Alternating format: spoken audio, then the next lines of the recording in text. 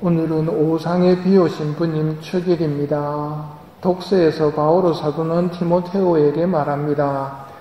우리 주 예수 그리스도께서 홀로 불사불멸하시며 다가갈 수 없는 빛 속에 사시는 분, 어떤 인간도 된 일이 없고 될 수도 없는 분이십니다. 예수님은 하느님이시기에 세상이 창조되기 전부터 계셨던 분입니다. 우리에게는 신비 그 자체입니다. 그런데 교만에 빠지면 하느님에 대해서 다 아는 것처럼 이야기하면서 진리로부터 멀어지는 바리사이처럼 됩니다. 하느님을 좀 많이 아셨던 성인 성녀들에 대해서도 마찬가지입니다. 성인 성녀들이 자신들이 겪었던 모든 신비라든지 지혜를 다 이야기하지 않습니다. 우리가 아는 것은 빙산의 일각입니다. 오늘 복음은 너희에게는 하느님 나라의 신비를 아는 것이 허락되었지만 하고 말씀하시며 좋은 땅에 떨어진 것은 바르고 착한 마음으로 말씀을 듣고 간직하여 인내로서 열매를 맺는 사람들이다 하고 하늘나라 신비를 설명해 주십니다. 신비란 다 알아들을 수 없는 것이고 다 설명해 낼 수 없는 겁니다. 왜요? 라고 물을 수도 없고 설명해줘도 알아듣지도 못하는 게 신비입니다.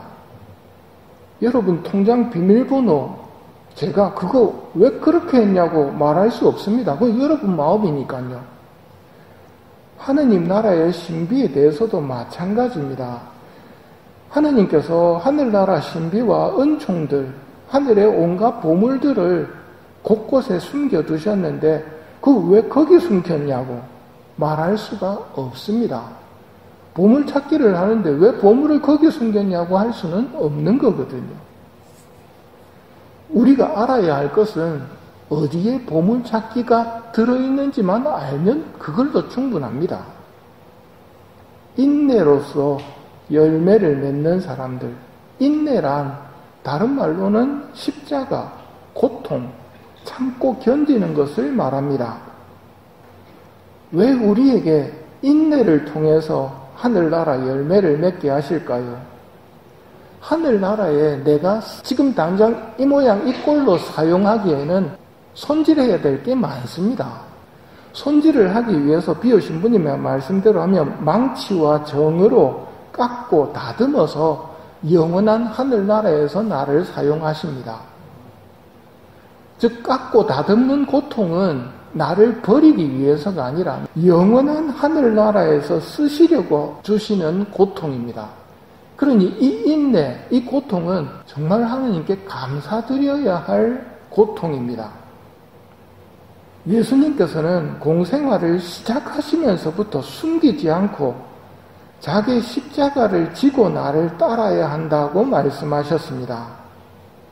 그 십자가에 하늘나라 보물이 들어있기 때문입니다. 왜 고통이냐고 묻는 것은 대답해도 알아듣지 못하는 신비입니다.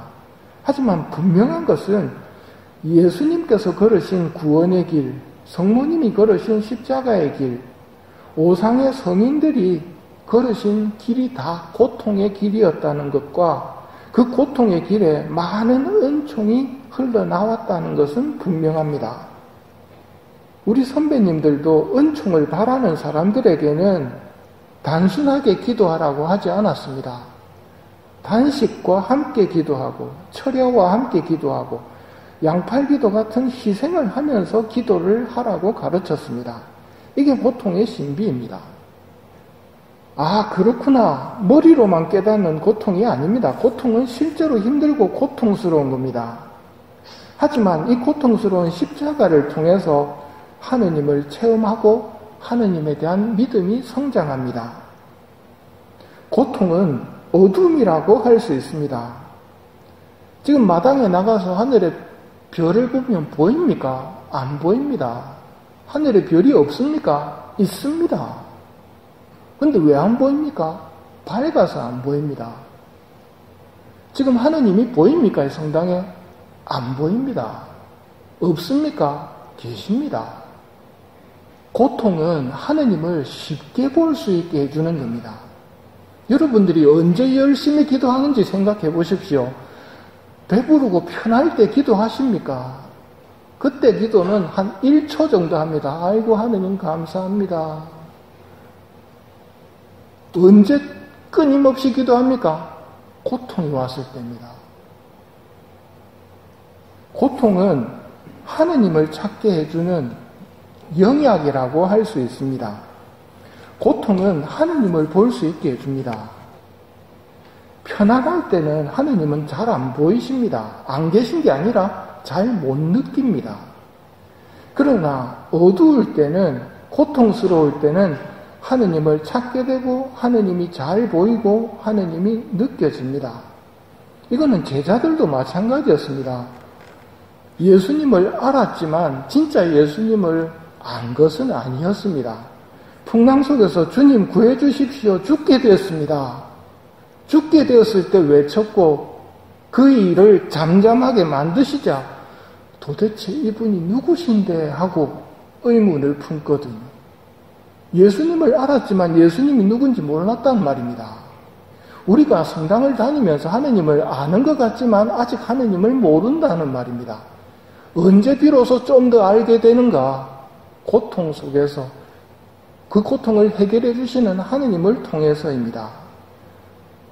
시련과 고통은 예수님의 능력을 볼 수 있는 기회입니다. 그 능력을 보면서 예수님에 대한 믿음을 키울 수 있습니다. 우리 고통이 어마어마한 가치가 있어서가 아닙니다. 그때 예로 들었지만 케이크를 사러 온 꼬마가 자신의 보물인 구슬과 딱지를 내밀었을 때 그 꼬마는 케이크를 얻어갈 수 있었습니다. 그리고 그 마음씨 착한 주인은 보물을 다 받은 게 아니라 딱지 하나만 가지고 익으면 충분하다 하고 다시 딱지와 구슬을 돌려주거든요. 그 주인이 본 것은 딱지와 구슬은 주인에게 가치가 없는 겁니다. 그 마음이, 자기의 보물을 내놓는 아기의 마음이 주인을 움직였던 겁니다. 하느님도 마찬가지입니다. 우리가 은총을 청하면서 하느님, 예수님이 겪은 고통 바칩니다 하면서 내 고통은 하나도 바치지 않는다면 그거는 곤란합니다. 제가 딱지 하나로 케이크를 준다는 제과점에 가가지고 딱지 하나 주면 주겠습니까? 안 맞고 나오면 다행입니다. 왜 그렇습니까? 똑같은 딱지인데 마음을 보신단 말입니다.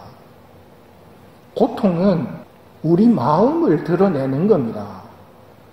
어두울 때 별이 보이는 것처럼 고통 속에서 진심이 드러납니다. 좋고 편안할 때, 일이 잘 될 때 하느님한테 감사 안 할 사람은 없습니다. 고통 속에서 감사하는 사람이 진짜입니다. 고통 속에서 성장합니다. 고통의 신비를 알고 사셨던 비오 신부님의 말씀을 들어봅시다. 하느님께 합당한 제물이 되는 것은 우리의 육체적 고통, 정신적 고통뿐입니다. 하느님에게 진짜로 가치 있는 것은 고통 속에서 말하는 겁니다. 잘 될 때 사랑합니다 하는 말과 다 떠나가 버리고 고통 속에 있을 때 사랑합니다 하는 말을 하는 것과는 다르지요. 하느님에게 고통 속에서 하는 말이 진짜 말입니다. 그래서 하느님에게 합당한 제물은 고통뿐입니다. 고통을 통해서 하느님께서는 은총을 베푸셨습니다. 우리 인간의 구원이 어떻게 이루어졌습니까? 예수님의 고통을 통해서, 예수님을 사랑했던 성모님과 제자들의 고통을 통해서. 왜냐고 묻지 마십시오. 그렇게 이루어졌습니다. 비밀번호가 그건데 왜 입었냐고 묻지는 마십시오. 비오 신부님 말씀하십니다. 병을 앓고 있는 사람은 미사를 봉헌한 중에 있습니다. 병을 앓는다는 건 고통 속에 있는 거거든요. 고통 속에 있는 사람이 미사하고 있다는 말입니다. 그럼 미사가 뭐라는 말입니까? 고통을 바치고 있는 겁니다. 왜? 구원을 위해서. 인간이 지은 죄를 용서받기 위해서 예수님의 고통을 바치고, 여러분의 고통도 바쳐야 할 시간이 미사중 봉헌 때입니다. 여러분이 바치지 않았던 고통도 있을 수 있습니다. 고통스러운 시절을 겪으셨던 분들이라면, 그리고 그 고통을 바친 적이 없다면, 제가 겪은 모든 고통들을 당신께 바칩니다. 당신이 주신 이 선물들을 저는 불평하면서, 거부하면서 살았음을 고백하며 용서를 청합니다 하고 여러분들이 겪었던 고통을 바치십시오. 나는 비오신 분의 말씀입니다. 고통 자체를 사랑하지는 않습니다. 내가 고통을 청하는 이유는 고통의 열매를 사랑하기 때문입니다. 이 고통을 겪음으로써 사람들의 병이 낫게 되고, 사람들이 회개를 하게 되고, 연옥 영혼들이 구원을 받기 때문에 나는 이 고통을 하느님께 청하는 것이지, 고통이 좋아서 청하는 게 아니라고 말씀하십니다. 신부님, 당신에게 고통은 무엇입니까? 일용할 양식이고 내 기쁨입니다. 천사가 우리한테 부러워하는 것은 딱 한 가지, 우리가 하느님을 위해서 고통을 받을 수 있다는 것입니다. 우리가 천국에 가면 못하는 게 하나 있습니다. 고통받는 일입니다. 천사들이 왜 고통을 부러워할까요? 지금 받는 고통을 통해서 하늘나라의 영광이 커지기 때문입니다. 천국에 있는 사람들은 자신들의 영광을 더 이상 크게 할 수가 없습니다. 키울 수 있는 것은 여기에서 받는 고통을 통해서입니다. 여기서 별것 아닌 것처럼 보이는 것도 하늘나라 가면 100배로 커져 있습니다. 씨앗을 뿌리는 일과 같습니다. 집에 가면서 성모송 한 번을 할 수도 있고 안 할 수도 있지만 그 한 번의 성모송이 엄청난 결과를 냅니다. 마리아 신마에게 연옥 영혼이 찾아와서 3시간 부탁했죠. 3시간만 나를 위해 고통받아 달라고.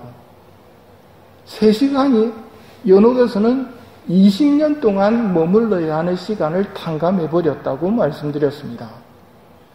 이게 이 세상과 저 세상의 차이입니다.